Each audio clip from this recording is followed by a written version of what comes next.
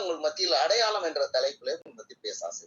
அதாவது நம்ம இந்திய போஸ்டல் டிபார்ட்மெண்ட்ல அடையாள கார்டு, ஆனா இவங்க வெள்ளக்கார காலத்திலே கொண்டு வரப்பட்டது. ஆனால் நாம் வேதாகமத்துல தாவீதின் காலத்திலே அவர் தகப்பனார் அடையாள அக்னாலஜ்மெண்ட் கார்டு வாங்கிட்டு வர சொன்னார்.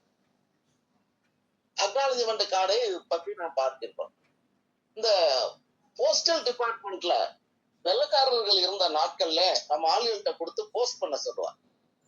இவங்க பாதி நேரம் போஸ்ட் பண்றதே இல்லை. அதுக்கு உதாரணம், எனக்கு தகப்பனார் ஹாஸ்பிட்டல்ல லேப் டெக்னீஷியனா இருக்கும்போது அங்குள்ள ஸ்டாஃப் நர்ஸ்க்கு போஸ்ட் பண்ண கொடுப்பாங்க. பல நாட்கள் பார்த்தா அவன் பையிலே தான் இருக்கும். ஒரு வாரம் கழிச்சு எனக்கு வேற வேலையே இல்லைன்னு தூக்கி தூர போடுவான். எங்க அம்மா திட்டுவாங்க, எனக்கு வேற நேரம் இருந்தா நான் போஸ்ட் பண்ணுவேன். இவன் இப்படி அடையாளம். ஆனா இதை பார்த்தா வெள்ளக்காரன் என்ன சொன்னான்னா, அவன் நான் போடுகின்ற தபால் எதுவுமே போய் சேர மாட்டேங்குது, அக்னாலஜ்மெண்ட் வேணும், போய் போஸ்ட் ஆபீஸ்ல கொடுத்து அக்னாலஜ்மெண்ட் கார்டு வாங்கிட்டு ரிசிப்ட் போட்டு வாங்கிட்டு வர சொன்னான். அதை கதன் பின்பதால் தான் அவர்கள் ரிசிப்ட் போட்டு அக்னாலஜ்மெண்ட் கார்டு வச்சு அங்க போய் சேர்ந்தது என்று ஒரு அடையாள அட்டை கொடுக்கப்பட்டது. இன்று நம்ம ஒவ்வொருவருக்கும் இந்திய குடிமகன்களுக்கு இப்பொழுது ஆதார் கார்டு அடையாள அட்டையாக உண்டு. ஆனால் இங்கு அடையாளம் என்று சொல்லும் போது ஒவ்வொரு மனிதருக்கும் ஒவ்வொரு அடையாளம் கொடுக்கப்பட்டது. இங்கெல்லாம் நியூஸ் பேப்பர் படிக்கிற பழக்கம் உள்ளவர்களுக்கு தெரியும். இந்திரா காந்தி அம்மையார் கார்ட்டூன் வரைந்தார்கள் என்றால் தலையை போட்டு நீளமான மூக்க ஒண்ணு போட்டு விட்டுருவாங்க. எம்ஜிஆருக்கு ஒரு அடையாளம் போட்டாங்கன்னா தொப்பியை போட்டு கருப்பு கண்ணாடி போட்டு விட்டுருவாங்க கார்ட்டூன் பிக்சர்ல. அதே மாதிரி கலைஞருக்கு இவர் ஒவ்வொருவரும் தனித்தன்மையாக ஒரு அடையாளம் உள்ள மனிதர்களாக காணப்பட்டார்கள். ஆனால் இந்த நாட்கள்ல நமக்கும் ஆண்டவர் ஒரு அடையாளத்தை கொடுத்திருக்கின்றார். அதை பற்றி தான் இந்த நல்ல நாமத்திலே நாம் சிந்திக்க ஆசைப்படுகின்றேன். ஆதியாகமத்தின் புஸ்தகத்திலே நாம் வாசிக்கும் போது 4ஆம் அதிகாரம் 7வது வசனத்தை வாசிங்க. ஆதியாகமம் 4. நன்மை செய்தால் மேன்மை இல்லையோ, நீ நன்மை செய்யாதிருந்தால் பாவம் வாசற்படியில் படுத்திருக்கும், அவன் ஆசை பற்றி இருக்கும்.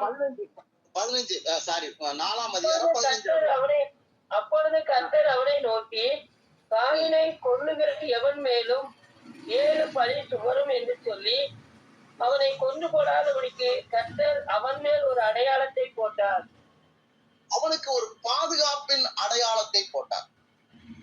அவனை கொண்டு போடாதபடிக்கு பாதுகாப்பின் அடையாளம். ஆனால் அதற்கு முன்பதாக அவன் எதற்காக வேண்டிக் கொண்டானோ அது பாதுகாப்பை கொடுத்தார். அவன் தேவனுக்கும் நன்றியாய் இருக்கவில்லை, அவன் அவரையும் நேசிக்கவில்லை. இந்த நாட்கள்ல நாம டிராபிக்ல பாதுகாப்பினுடைய அடையாளங்கள் உண்டு. ஆனால் அது நாம எந்த அளவு டிராபிக்ல போகும்போது பாதுகாப்புடைய அடையாளங்களை நாம்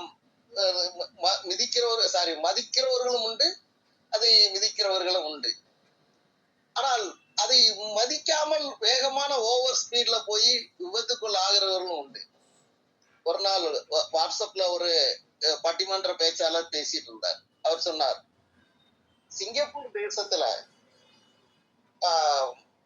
ஆட்கள் நடந்து போறதுக்குன்னு ஒரு ட்ராக் வச்சிருப்பான். அந்த சிக்னல் போறதுக்கு தான் நடந்து போகணும்.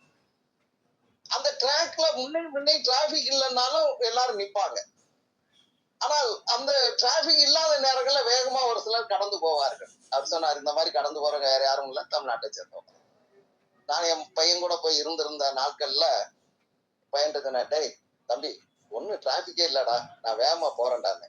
எப்பா, எல்லா இடமும் சிசிடிவி கேமரா இருக்கு, என்ன ஃபைன் அடிக்க போறாங்க. அப்ப நான் சொன்னேன், இந்த மாதிரி இன்னொருத்த வேகமா போறேன், அது நம்ம தமிழ்நாட்டுக்காரன். அப்போ பாதுகாப்பின் அடையாளங்களை நாம் பின்பற்றாவிட்டால், ஒரு சில இடங்கள்ல போட்டிருக்கோம் 100 தாண்டினால் 108 ஒரு பின்னால வரும். ஆனால் இவனுக்கு ஒரு பாதுகாப்பினுடைய அடையாளம் கொடுக்கப்பட்டது. அந்த பாதுகாப்பின் அடையாளத்தின் கீழ் அவன் பாதுகாப்பாக இருந்தான். ஒருவேளை கிறிஸ்துவுக்குள் அறிமானவர்களே, அடையாளம் என்பது முக்கியம். ஒரு ஏரியாவில் ஒரு தனித்தன்மை, ஒரு ஐடென்டிபிகேஷன், இன்னார் என்று கேட்கும்போது அடையாளத்தை சொல்லும் போது அவர்களை பற்றி சொல்வது வழக்கம். நான் தாண்டிக்குடி ஊழியத்துக்கு சென்றவுடன் எனது தம்பி, அப்பெல்லாம் போன் வசதி இல்லாத காலம், அவன் கீழ் பஸ் ஸ்டாண்ட்ல இறங்கி என்னை பற்றி கேட்கும் போது அவர்கள் 2 அல்லது 3 மாதம் அவர்கள் எல்லா அடையாளத்தையும் அவன் கேட்கும் போது சொல்லிவிட்டு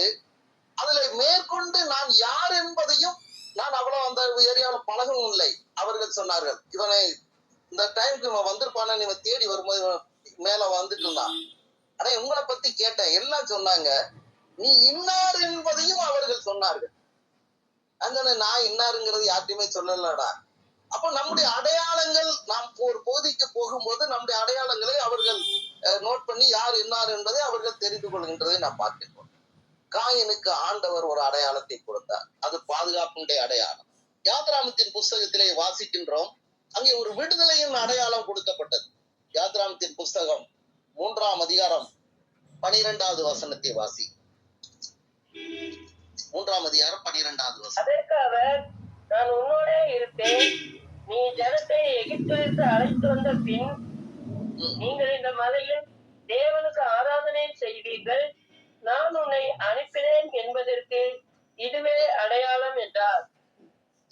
நான் உன்னோடே இருப்பேன், ஜனத்தை எகிப்திலிருந்து அழைத்து வந்த பின் நீங்கள் இந்த மலையில் தேவனுக்கு ஆராதனை செய்வீர்கள், நான் உன்னை அனுப்பினேன் என்பதற்கு இதுவே அடையாளம்.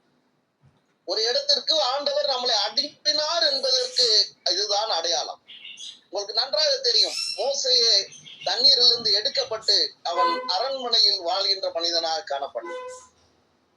அந்த நான் யாத்ராமத்தின் புஸ்தகத்திலே வாசிக்கும் போது அந்த ராணி சொல்லுகின்றார், இந்த இவனை எனக்கென்று வளர்த்திடு, உனக்கு நான் அதுக்கு சம்பளத்தை கொடுத்தேன்.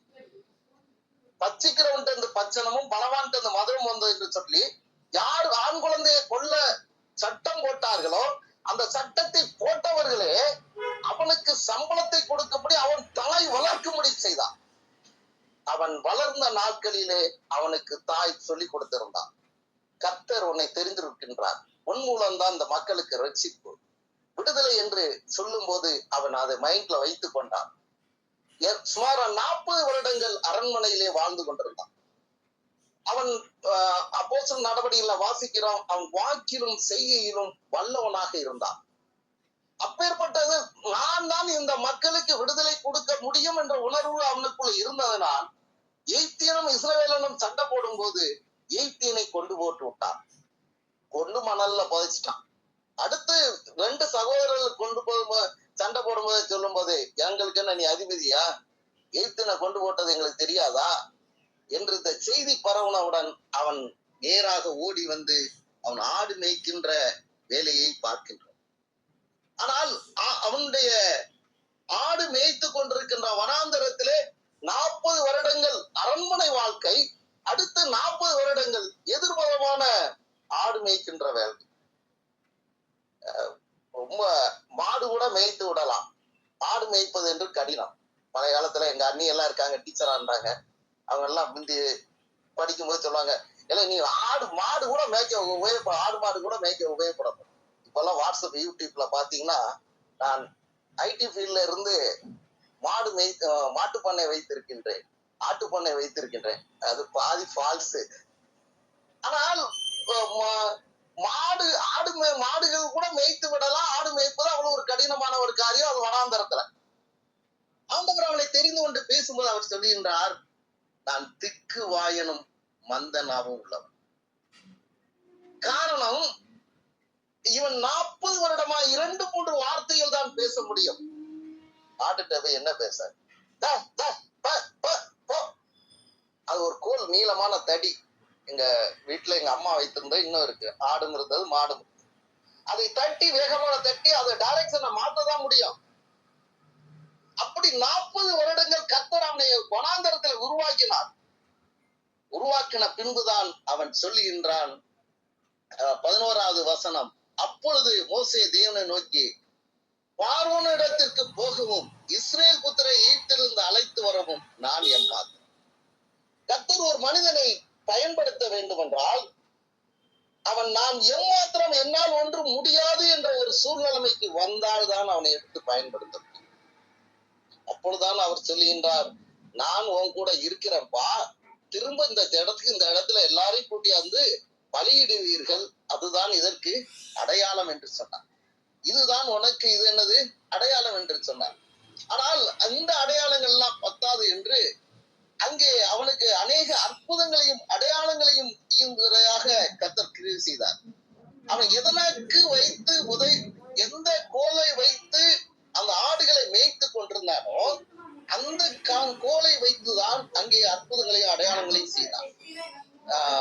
4ஆம் அதிகாரம் 17வது வசனத்தை வாசி.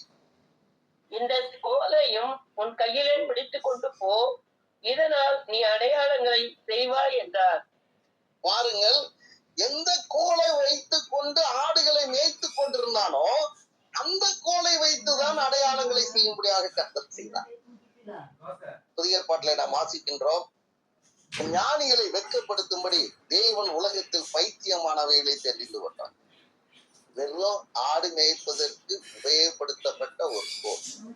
அந்த கோல் ஆண்டோடைய கரத்துல வரும்போது, அவருடைய வார்த்தைக்கு கீழ்ப்படியும் போது, அது அதிசயங்களையும் அற்புதங்களையும் செய்யக்கூடிய ஒரு கோலாக மாறினது. எந்த ராஜாவுக்கு பயந்து கொண்டு ஓடி வந்தானோ அதே ராஜா சமூகத்துல மீண்டும் போய் அதே மக்கள் மத்தியிலே கர்த்தர் நிற்கும்படியாக செய்தார். ஆனா அதே இடத்துல அவன் அங்கே போய் செல்கின்றதை பார்க்கின்றோம். ஒருவேளை கிறிஸ்துவுக்கு அணங்கானவர்களே, இதுவே அதுவே அந்த கோலை உனக்கு அடையாளம். ஒருவேளை எது உதவாது என்று நினைக்கின்றோமோ இது ஒன்றுக்கு உதவ மாட்டான், இது ஒன்றுக்கு உதவாது என்று இருக்குதான் கர்த்தர் அது பிரதானம் எடுத்து நடத்துகிறவராக. அமெரிக்கா தேசத்துல கருப்பா இருந்தாலே பிடிக்காது. ஒரு வெள்ளைக்கார குடும்பத்துல ஒரு கருத்த ஆளு பிறந்தாங்க. அதுக்குள்ளமா அசிங்கமா இருப்பார். அவங்க இன பாகுபாடு பார்க்கின்றவர், நிற பாகுபாடு. அவர் பார்க்கும்போது அவர் ஆண்டவருடைய சமூகத்துல உட்கார்ந்திருந்து ஒதுக்கப்படுவதை கேட்டு பல நாட்களாக உபாசித்து ஜெபித்தார். அப்போதான் ஆண்டவர் சொன்னார், உனக்கு அளவில்லாத ஞானத்தை தருகிறேன். எபிரேய மொழியில வேதாகமத்தை வெளிப்படுத்துற விசேஷத்திலிருந்து ஆதியாம் வரை பின்பதியிலிருந்து வாசித்து மனப்பாடமாக உபயோகப்படுவதாக ஒரு கர்த்தர் ஒரு ஞானத்தை கொடுத்தார். அதன் முன்பதான் அவர் அநேக கூட்டங்களை எடுத்து பயன்படுத்தப்பட்டார். மோசேயின் கையில் இருந்த வெறுமையான கோல் எடுத்து பயன்படுத்த போட்டது போல அந்த மனிதன் ஆண்டவருடைய கையில் இருந்து வல்லமையாக பயன்படுத்தப்பட்டார். அப்படி என்றால் அதுதான் அடையாளம். ஒரு மனிதன் ஒரு இடத்துல இருந்து எடுத்து பயன்படுத்தப்படுகின்றதான் அதுதான் ஒரு அடையாளம். ஒரு கிராமங்களுக்கு போகும்போது இன்னார் என்று கேட்கும் போது ஒரு அடையாளத்தை அவர்கள் சொல்கின்றதை நாம் பார்க்கின்றோம்.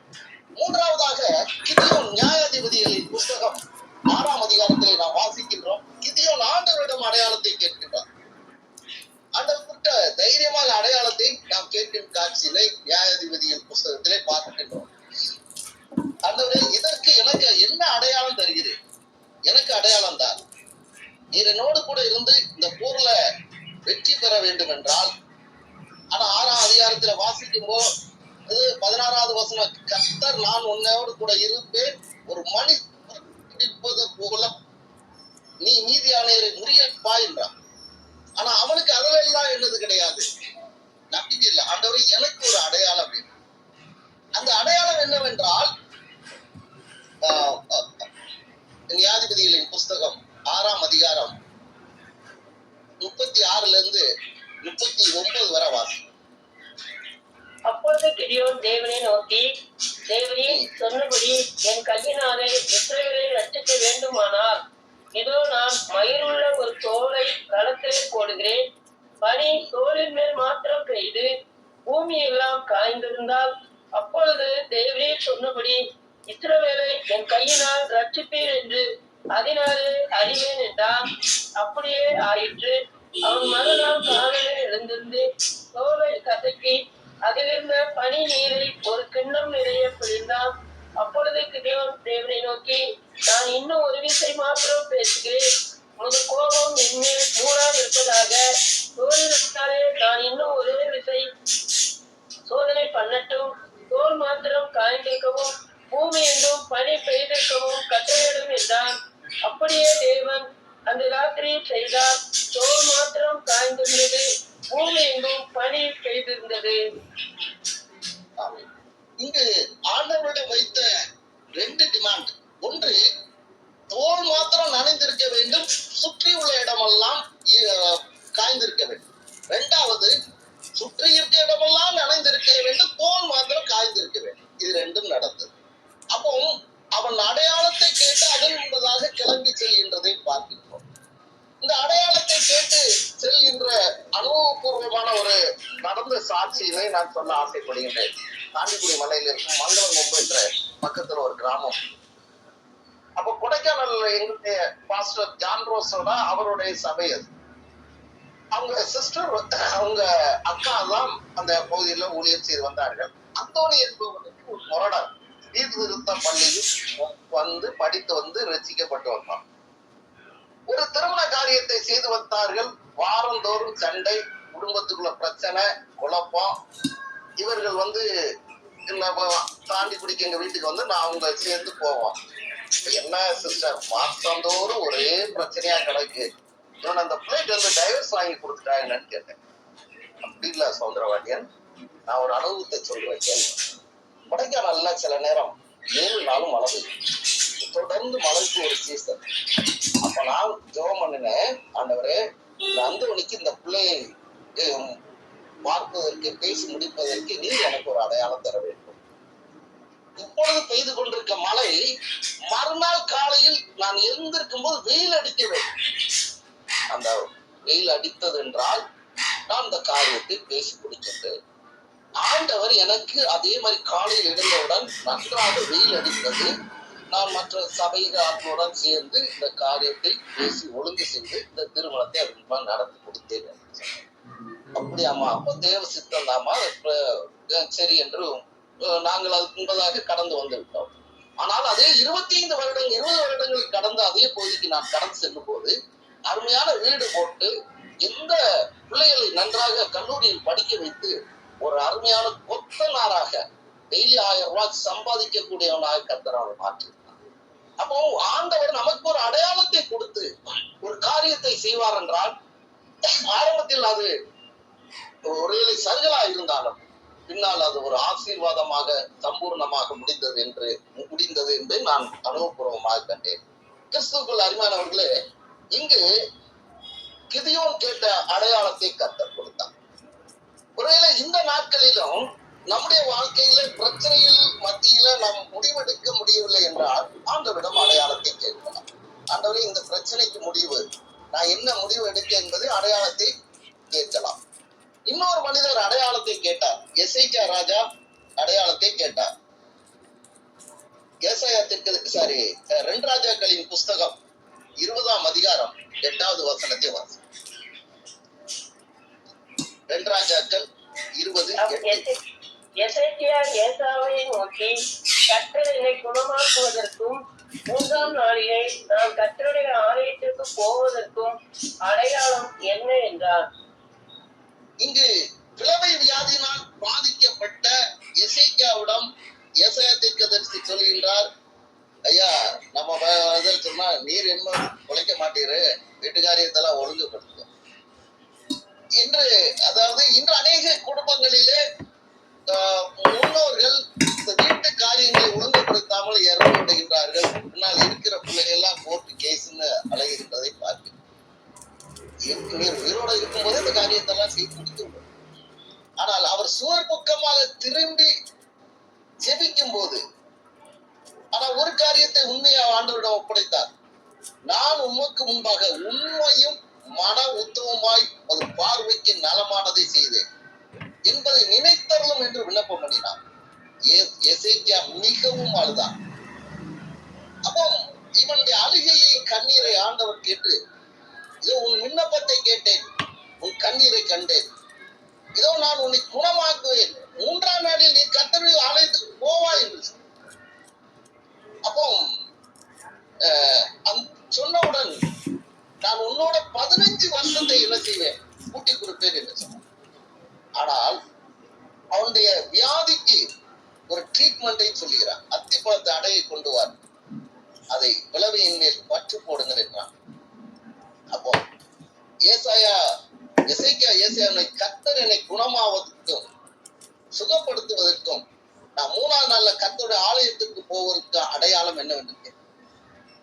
அவங்க வார்த்தை, கர்த்தரால் உனக்கு உண்டான அடையாளமானது சாகை என்று சொன்னால் சூரிய கடிகாரம். அது முன்னிட்டு போக வேண்டுமா, பின்னிட்டு திரும்பி போக வேண்டுமா என்று கேட்டேன். முன்னிட்டு போவது தினமும் நடக்கிற காரியம். ஆனால் அது 10 பாகை என்ன செய்ய வேண்டும், திரும்ப போக வேண்டும். அப்படி என்றால் முன்னிட்டு வந்திருக்கின்ற சூரியன் 10 பாகை அளவுக்கு அது பின்னிட்டு போக வேண்டும். ஒரு தேவனுடைய தீர்க்கதரிசியின் வார்த்தையின் நிமித்தம் ஆண்டவர் 10 பாகை அந்த சூரியனை பின்னிட்டு போக வைத்தார். அவன் கேட்ட அடையாளத்தை கொடுத்தார். ஆனா மனேசே என்று ஒருவன் பிறந்தான். அதனால் அவனுக்கு ஒரு பெரிய பொல்லாப்பு வந்து பின்னால் அவன் மனம் திரும்பினான். ஆனால் அவன் கேட்ட அடையாளத்தை கர்த்தர் கொடுத்ததை நாம் வாசிக்கின்றோம். ஒருவேளை இது மனிதனால் நடக்க முடியாத ஒரு அடையாளம். இது தேவனால் மாத்திரம் தான் செய்ய முடியும். அவருடைய படைப்பின் காரணத்தினால் சந்திரனும் சூரியனும் காற்றும் கடலும் அவருக்கு கீழ்ப்படுகின்றது. இயேசு கிறிஸ்து காற்றையும் கடலையும் அதட்டினார். சீசர்கள் பயந்தார்கள், காற்றும் கடலும் இவருக்கு கீழ்ப்படுகிறே என்று.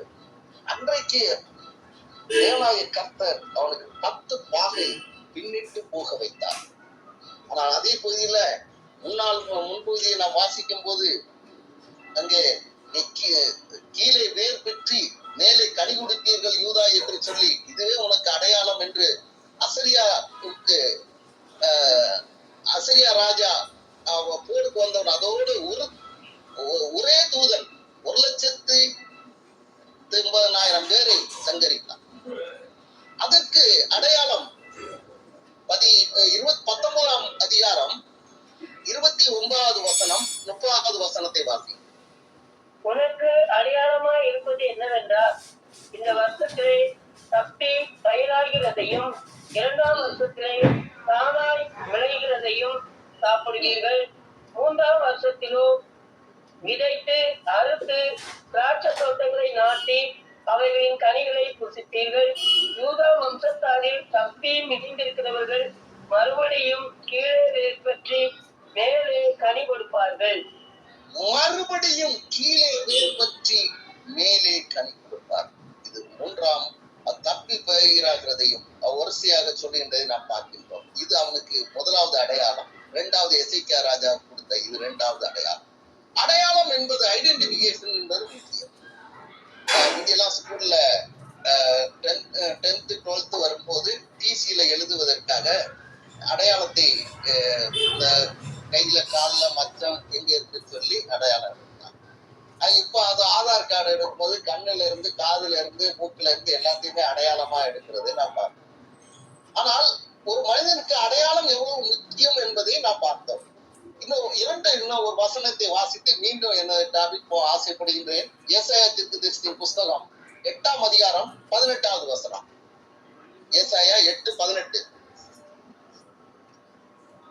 அந்நாட்களிலே கர்த்தர் எகிப்து நதிகளின் கடையாந்திரத்தில் உள்ள ஈயையும் அது 8:18.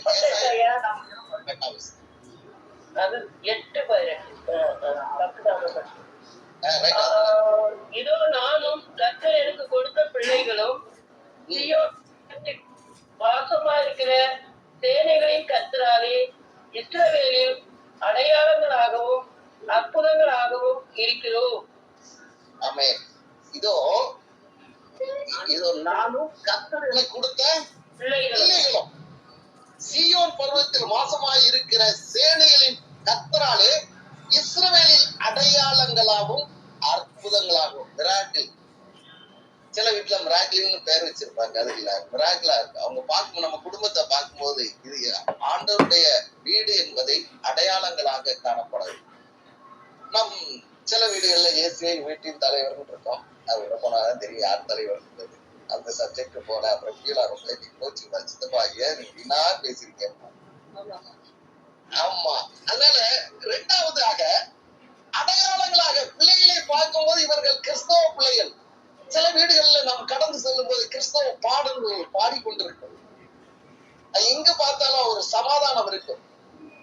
அப்போ அடையாளங்களாகவும் அற்புதங்களாகவும் இருக்கிறோம் என்று வாசிக்கிறோம். அது ஏசாயா தீர்க்கதரிசி புஸ்தகம் 7ஆம் அதிகாரம் 14வது வசனம். இது ஒவ்வொரு கிறிஸ்துமஸ் கேரல் ரவுண்டுக்கு நம்ம வாசிக்கிறோமா? ஆண்டவர் தாமே உங்களுக்கு ஒரு அடையாளத்தை கொடுப்பார். இதோ ஒரு கன்னிகை கர்ப்பவதியாகி ஒரு குமாரனை பெறுவார். அவருக்கு இம்மானுவேல் என்று பெயரிடுவார். ஆண்டவர் நமக்கு ஒரு அடையாளமாக கொடுக்கப்பட்டு இந்த உலகத்தில் வந்து பிறந்தார். மீண்டும் 1 சாமுவேலின் புத்தகம் 17ஆம் அதிகாரத்துக்கு நேராக திருப்பிக் கொள்வோம். அங்கே அடையாளம் கேட்கப்பட்ட வாங்கி கொண்டு போ என்று வாங்கிட்டு வா என்று சொன்னவுடன் தாவீது அதிகாலையில எழுந்து டக்குன்னு காவலாளி வசம் கொடுத்துட்டு தின்பண்டங்களை எடுத்துட்டு வேகமாக கடந்து போய் கொடுத்துட்டு அங்கு ஒரு சம்பவத்தை பார்க்கின்றார். கோலியாத் இஸ்ரவேல் தேவனை நிந்திக்கின்றதை பார்க்கின்றார். 23வது வசனம் கடைசி வார்த்தை, முன் சொன்ன வார்த்தைகளின் ஏன் சொன்னார், அதை தாவீது கேட்டு அவன் சொன்னவுடன் எல்லாரும் விலகி போனார்கள். ஆனால் தாவீது சொல்லுகின்றான் 26வது வசனம், இந்த பெலிஸ்தனை கொண்டு இஸ்ரவேல் நேரிட்ட நிந்தையை நீக்கிறவனுக்கு என்ன செய்யப்படும்? ஜீவனுள்ள தேவனுடைய சேனைகளை நிந்திக்கிறதுக்கு விருத்த சேதனம் இல்லாத இந்த பெலிஸ்தன் ஏமாத்திரம் ஒருவேளை இங்கு நான் சொல்லுகின்றான், இவன் எம்மாத்திரம் ஆண்டவருடைய பார்வைக்கு என்று சொன்னார். சிங்கத்தையும் கரடியின் கைக்கும் தப்புவித்த ஆண்டவர் இன்னையும் இவனை நான் இது பண்ண முடியும் என்று சொல்லி சவுலை பார்த்து சொல்லுகின்றான். ஆனால் நடந்தது உங்களுக்கு தெரியும். அவன் அங்கே ஈட்டியும் உள்ள பட்டயம் உள்ள ஒரு சின்ன கூழாங்கல்னால் அவனை வீழ்த்தி அவன்கிட்ட இருக்கிற பட்டயத்தை எடுத்து அவன் தலையை எடுத்து கையில கொண்டுவாரான். அவன் இஸ்ரவேலுக்கு அடையாளமாக மாற்றப்பட்டான். 1 சாமுவேல் 17:57வது வசனத்தை வாசி. தாவீது பெலிஸ்தனை கொண்டு திரும்புகையில் அப்னேர் அவனை சவுலுக்கு முன்பாக அழைத்துக் கொண்டு போய்விட்டான். பெலிஸ்தனுடைய தலை அவன் கையில் இருந்தது. பாருங்க, இப்போ அவங்க அப்பா கேட்டது அக்னாலஜ்மெண்ட். என்ன அக்னாலஜ்மெண்ட்? பால்கட்டிகளை கொடுத்து 1000 பேருக்கு அதிபதியா கொண்டுவார். ஆனால் தேவன் அருமையான தாவீதை எங்கே கொண்டு நிப்பாட்டுகின்றார்? இஸ்ரவேலுக்கு அடையாளமாக இஸ்ரவேலுடைய நிந்தையை நீக்கி அவன் கையில யார் தலை இருந்துச்சு? ஒரு பெலிஸ்தனுடைய கோலியாத்தோட தலையோட நிற்கும். நினைச்சு பாருங்க, தலையோட இருந்த வந்து நிப்பாட்டினா எப்படி இருக்கும்? எங்க ஆண்டிப்பட்டி பகுதியில காணாவளங்கள் ஒரு பகுதி 25 வருடங்களுக்கு முன்பதான் நடந்தது. அப்போ ஒரு அவுட் போஸ்ட். அப்ப அந்த பகுதியெல்லாம் நான் மெடிக்கல் காலேஜ் வராத காலம். அவன் ஒரு கோவத்துல ராத்திரி 1 மணிக்கு தன்னுடைய மனைவியோட தலையை வெட்டி தலையில துண்டுல ரத்தத்தோட ஒரு 8 கிலோமீட்டர் பர்சாம்பரம்ன்ற ஒரு கிராமத்துல நடந்து 1 மணிக்கு போலீஸ் ஸ்டேஷனை தட்டி, சார் தலை கொண்டு வந்திருக்கேன். நான் காலையில தானே வாங்கிடுவேன், இப்ப இதுக்கு நான் எனக்கு தலையெல்லாம் வேண்டாம் இருக்கேன். சார் பொண்டாட்டியோட தலையை கொண்டு வந்திருக்கேன்னா ஏட்டு பார்த்த ரத்தத்தோட வடிஞ்சிட்டு இருக்கு. நடந்தே வந்திருக்கா.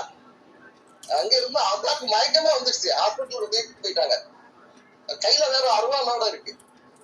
2 போலீஸ் அவுட் போஸ்ட்ல 8 மெதுவா சொன்னாரு. அவன் ஒண்ணு ஆண்டிப்பட்டி போலீஸ் போன் பண்ணி போலீஸ் எல்லாம் வர வச்சு அவனை உட்கார வச்சு கையில இருந்த ஆயுதத்தெல்லாம் எடுத்து போட்டு அவனை பழையபடி அனுப்புனாங்க. நடராத்திரில தலையை கொண்டு வந்து அவன் நிப்பாட்டின மாதிரி இவன் கோலியாத்து இந்த தலைய சவுல் ராஜா நிப்பாட்டினான்.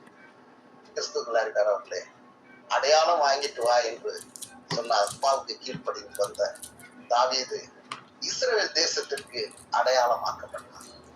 ஒரு பெரிய வெற்றியினை தாவீது மூலம் கொடுத்தார். காரணம், அவன் ஜெபிக்கிறவனாக ஆராதனை வீரனாக இருந்தான்.